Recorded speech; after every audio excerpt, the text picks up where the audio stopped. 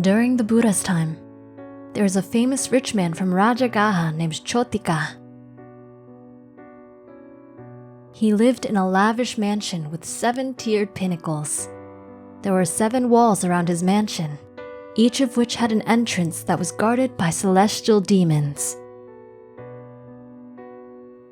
The fame of his wealth spread far and wide, and many people came just to see his mansion. On one occasion, King Bimpisara came to visit Chotika. He also brought his son Ajatasattu along. Once Prince Ajatasattu saw the grandeur of Chotika's mansion, he vowed that he would not allow Chotika to live in such a magnificent mansion when he became king. Upon the king's departure, Chotika presented him with a large priceless ruby. It was Chotika's custom to give gifts to all visitors who came to see him.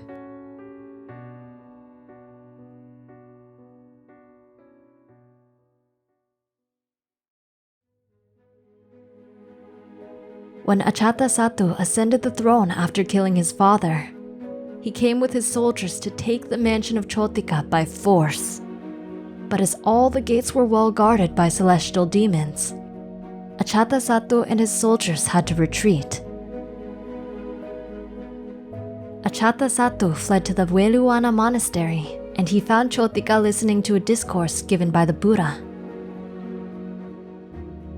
Seeing Chotika at the feet of the Buddha, Ajatasattu exclaimed, "After making your guards fight me, you are now pretending to be listening to a discourse?"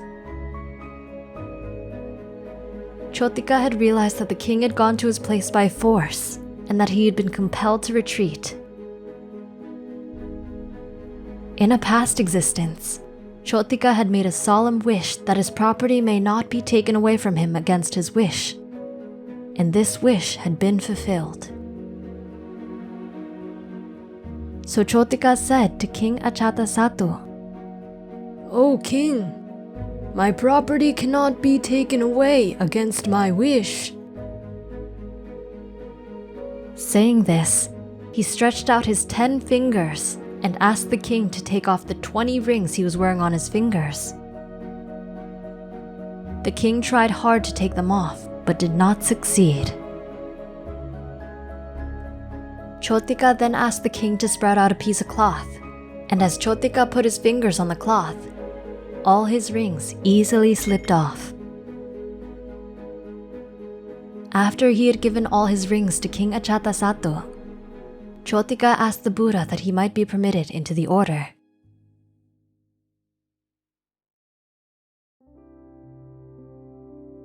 Soon after entering the order, Chotika attained arahantship.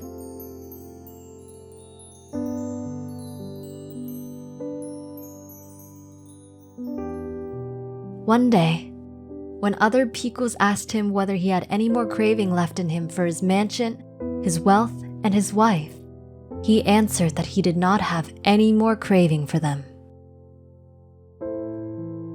For monks, proclaiming to have a level of enlightenment or abilities that one does not have is a grave and serious offense.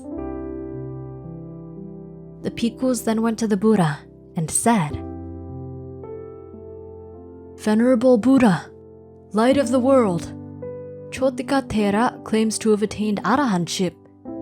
He is telling lies." Bhikkhus, Chotika speaks the truth. He does not have any more craving in him. He is now an arahant. Him I call a Brahmin, worthy of reverence and admiration, who, in this world, has given up craving and leaving the life of a householder, has become a bhikkhu who has eradicated craving and has come to the end of rebirths and existences.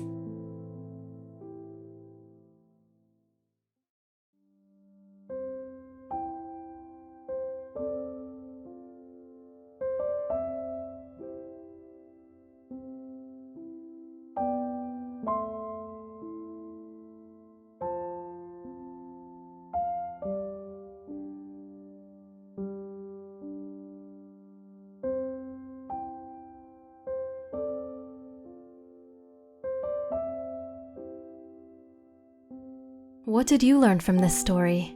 Let us know in the comments. We hope you enjoyed the video.